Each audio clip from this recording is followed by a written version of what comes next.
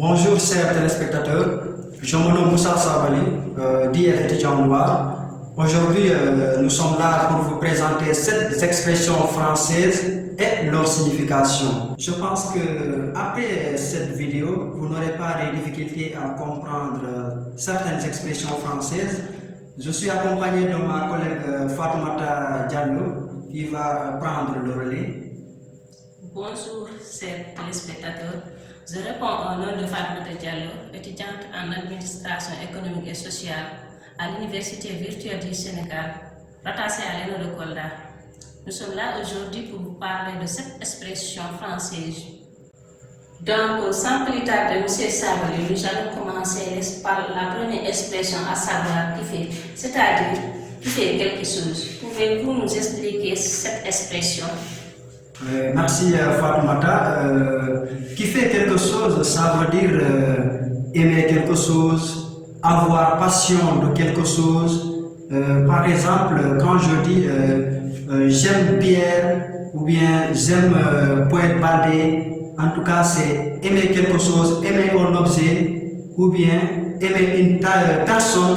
Et je peux aimer par exemple un livre. Maintenant, M. Sabali, on va passer à la deuxième expression, à savoir quand est-ce qu'on emploie l'expression une frimeuse ou bien un frimeux. Voilà, on va passer maintenant à la deuxième expression qui est frimeur ou bien frimeuse. Quand est-ce qu'on dit une personne est frimeur ou bien frimeuse? Alors, je vais vous définir qu'est-ce que c'est qu'un frimeur ou bien frimeuse. Donc, cette expression-là signifie que quand la personne attire sans cesse le regard des autres.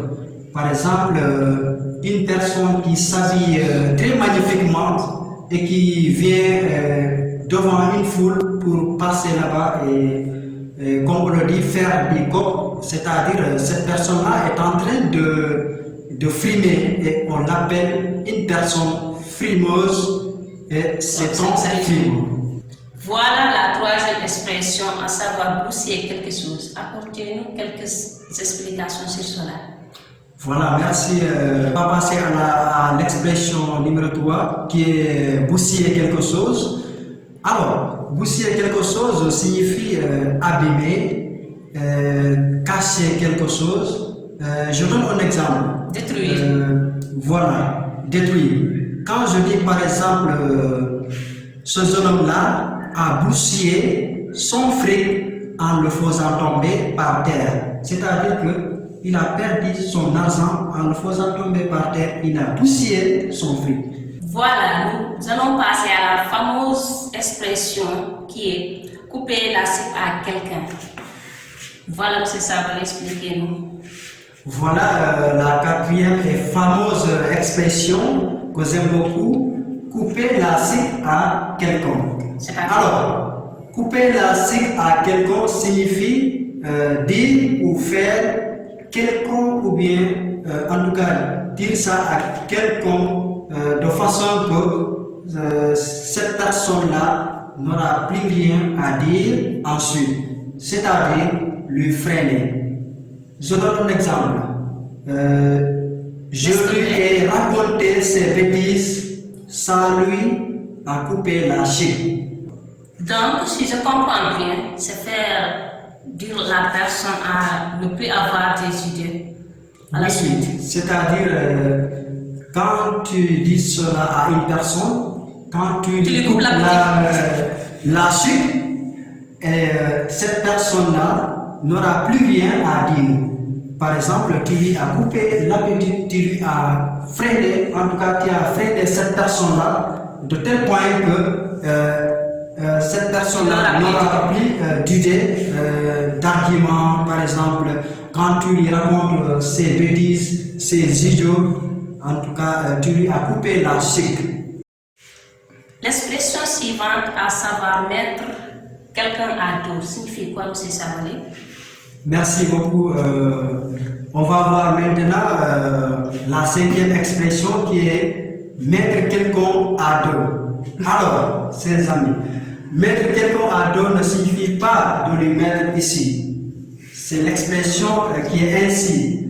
Qu'est-ce que cela signifie? C'est-à-dire que se fâcher contre quelqu'un au point que cette personne-là vous devient hostile. C'est ça, se mettre quelqu'un à dos. Mais jamais, parce qu'il y a des personnes quand ils entendent cette expression-là, ils penseront que par exemple, c'est se mettre quelqu'un ici sur son dos. Par exemple, je donne un exemple, cette personne-là, avec ses remarques idiots, il s'est mis tout le monde à dos, c'est-à-dire tout le monde est fâché contre cette personne-là. Donc, M. Sabali, vous savez qu'à chaque fois, on utilise l'expression bosser.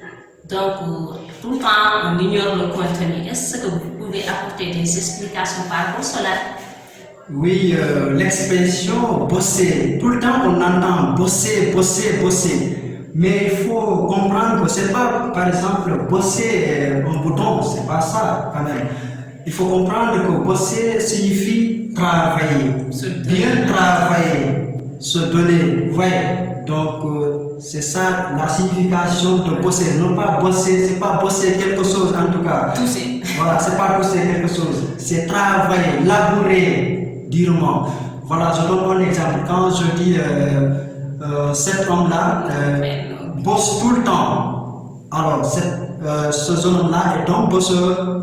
Si c'est une fille aussi, on peut dire cette fille-là est une bosseuse parce que cette fille-là travaille beaucoup. Donc, M. Sabali, nous allons terminer par la 7e et dernière expression, à savoir mettre la charrue devant les bœufs. Signifie quoi? Mettre la charrue devant les bœufs. Cela signifie que ne pas sauter des étapes, c'est-à-dire inverser quoi. Parce que je donne un exemple. Par exemple, on ne peut pas dire 1 et sauter dire 5. Voilà, on ne peut pas commencer à compter, dire 1, sauter et encore dire 5. Il faut aller des étapes, étape par étape. Et donc, je donne un exemple disant il faut apprendre à marcher avant de courir. Par exemple, un bébé apprend d'abord à s'asseoir, à s'arrêter avant de commencer à courir, c'est-à-dire des étapes, étape par étape. Merci M. Sabali, merci aux éditeurs et auditrices. Donc c'était tout pour aujourd'hui, donc n'hésitez pas à vous abonner sur ma chaîne YouTube. Pour la prochaine vidéo, bye bye. Merci.